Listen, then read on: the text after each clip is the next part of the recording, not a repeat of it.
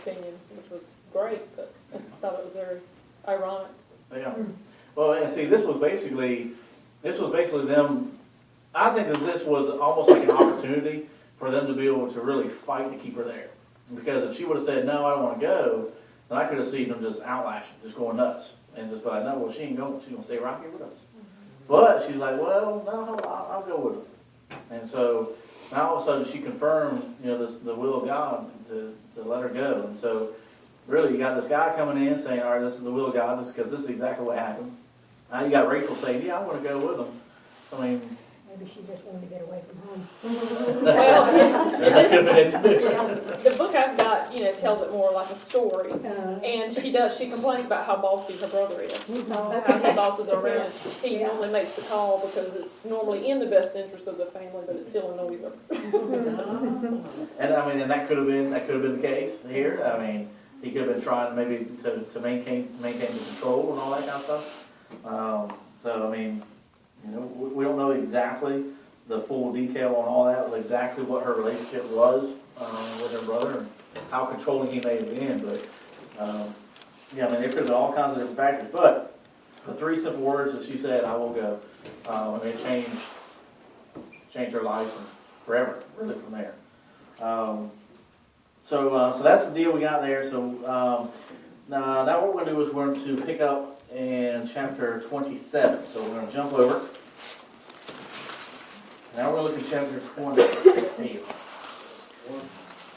And we'll start in verse 1. Now this is kind of lengthy. That's why I wanted to really kind of get started close to 7 as we could. This is going to be 1 through 41. Now the reason we want to do that is because what we're going to do is now all of a sudden, so we've seen the relationship here right away. What type of marriage right at the beginning do you think this was? Okay, a trustful marriage. Why do you say it's a trustful marriage? They don't want to know each other. Okay. All right. Just trust in God. This is what it's supposed to be. Yeah. Who said awkward? Yeah. I mean, and it would be trustworthy. It would be kind of awkward too. All right. Dominant, I would say. Okay. Well, kind of dominant too. I mean, because you got the guy saying, all right, we want you to come on over to a whole other land, a whole other place with a guy you don't know who they are. And, this is the customs of our land, so you're just going to come on. You may have said, yeah, I'll go, but this is what we've already set in motion. So, okay. Any other thoughts of maybe how this marriage was at first? What about that last verse, 67? Does that indicate anything about the marriage?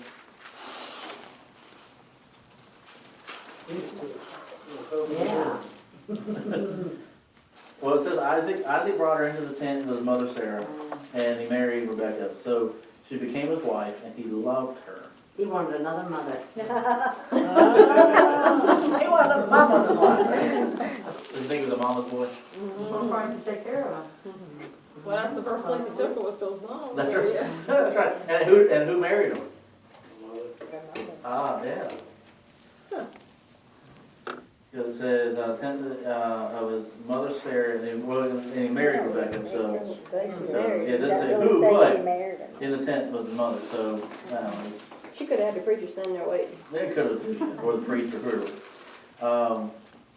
But anyway, so we've got Isaac, we've met his wife, and so now they're married and all that kind of stuff, and they're happy and joyful, loving, and all that kind of stuff. So now we pick up in chapter 27, verse 1. So let's look 1 through, let's say 13. So a couple of verses there. I'll read it, James. Okay.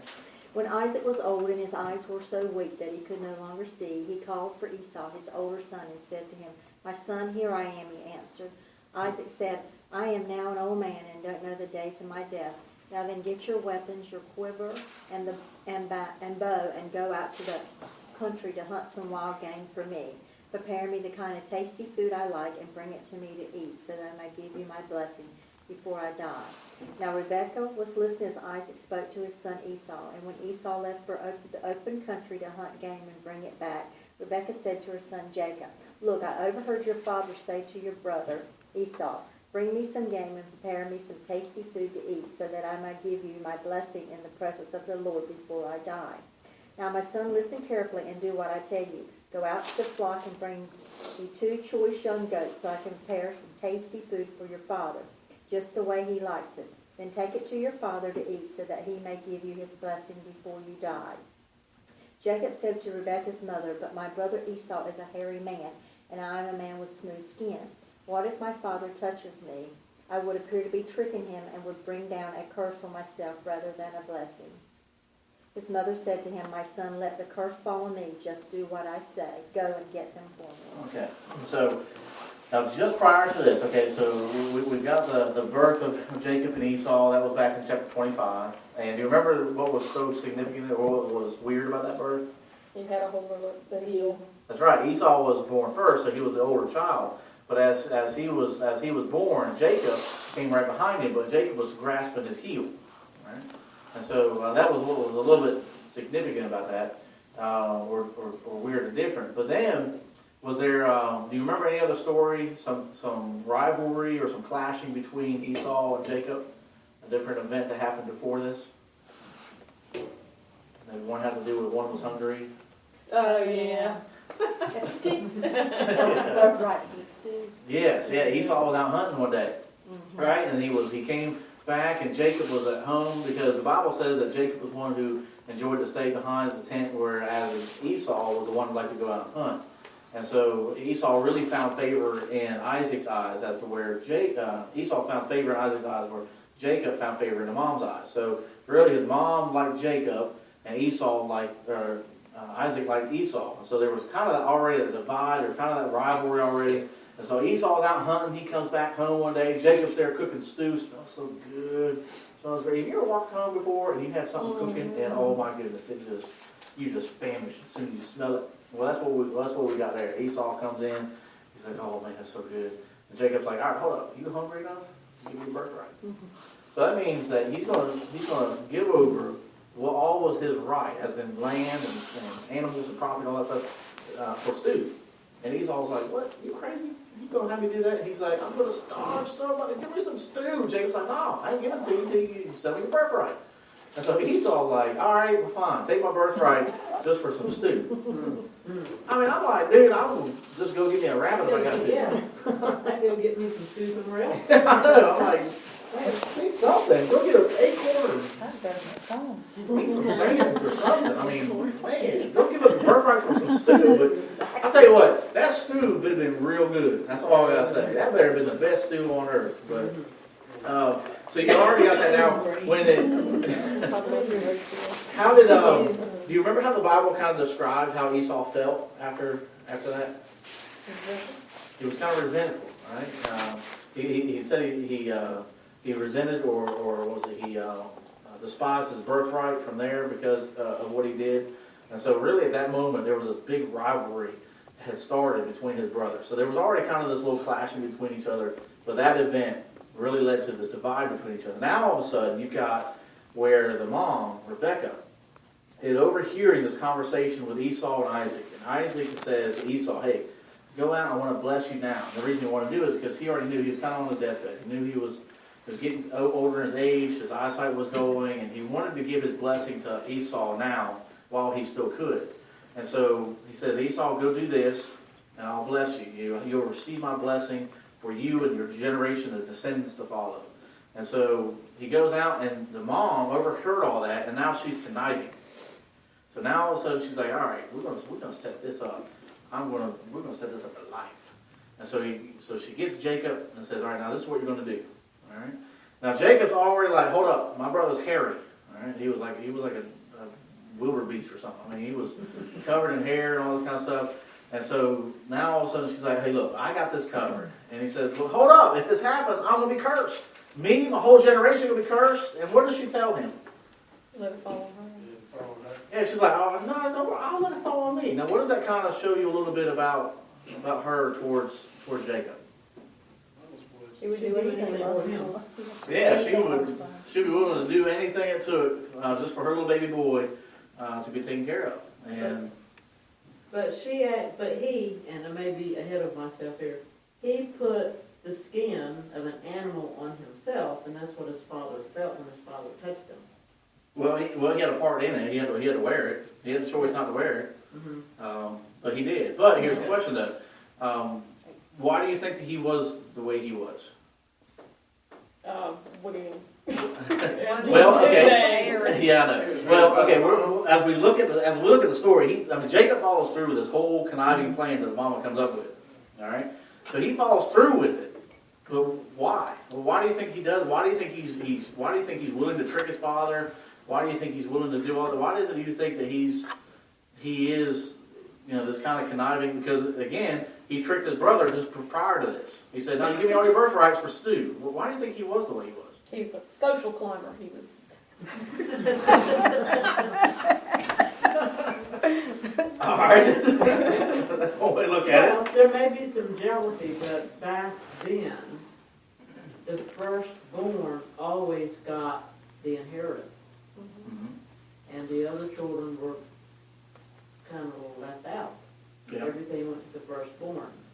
So yeah, would there be some jealousy and resentment there? Firstborn son. That's true. Does anybody think that he's just a mama's boy? Oh, yeah. Oh, definitely. Mama's good. It's A two mama's against boy. one. Yeah. Yeah. Exactly. All right. James. Quick question. I've always heard it thought that the first, if you had, like, say you had two children here, then everything was divided into thirds, and the firstborn got two shares, and the other got one. Now, if it was four, you were divided in fives, and the firstborn was still, the firstborn got double what everybody else got. That's what I've always heard. That's right. Is that right? That's But right. he didn't get it all. He got, it was just one, he got an extra share for being the firstborn. He did. However, he also got all the best. Well, I mean, Yeah, so, I mean- but he got a share. He got Yes. two shares instead of one share. Yes, and that's true. That's correct. Esau should have gave And so yeah, that's what would happen. And then so Esau would have had the extra share plus he would have what was the best. So he would have the best land and he would have the best animal. Now, Jacob would have gotten something, but would have been as great as what Esau would have gotten. And no, because Esau was the firstborn. But Jacob would have still got something, but that wasn't good enough. Yeah. But that's the way it was. They had to do it. They had to accept it. Yeah, well, Jacob didn't want to. Yeah. What were you? Well, I was just thinking, my Bible, down just in the bottom, it says that God had already told Rebecca knew that Jacob would be he would be the leader. Well, remember when they were born, and it said that the younger will rule the older, right?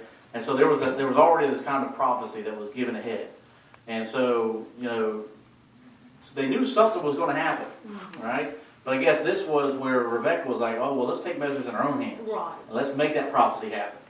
And so this was kind of like we know it's going to happen, but we're going to make sure it happens, and this is how we're going to make sure it happens.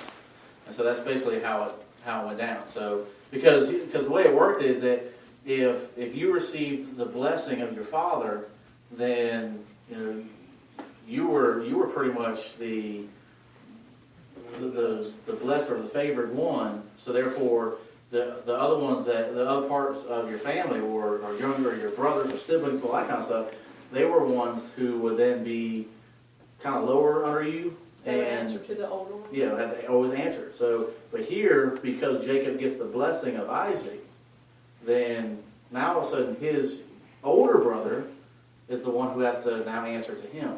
And so the roles are completely reversed. It should never have been that way, but this is the way that it's been orchestrated.